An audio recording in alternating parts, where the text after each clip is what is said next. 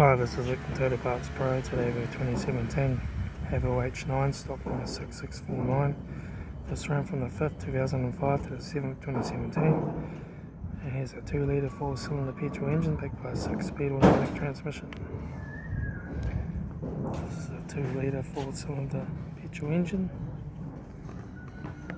Left hand headlight, left hand guard, no dents, left front 18-inch factory aluminium tyre, front bonnet, left front door mirror, left front door, left rear door 1 dent, left rear 18-inch factory aluminium tyre, left hand tail light, rear tailgate, no dents,